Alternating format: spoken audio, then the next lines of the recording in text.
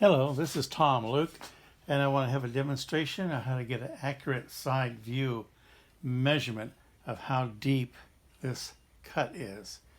As I took some tape on the back side of the ruler, so the millimeters will be showing up. I lay the ruler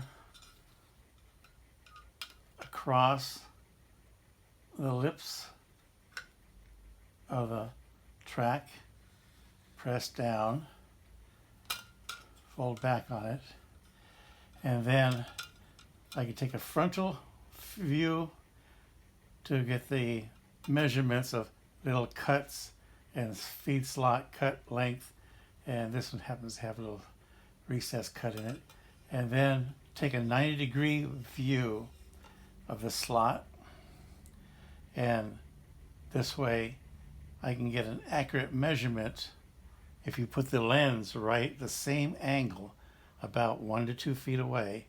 And then from my computer screen I can do a measurement with my calipers on the screen from the distance here to the lip edge to do the calculations of this profile cut. Thank you for viewing.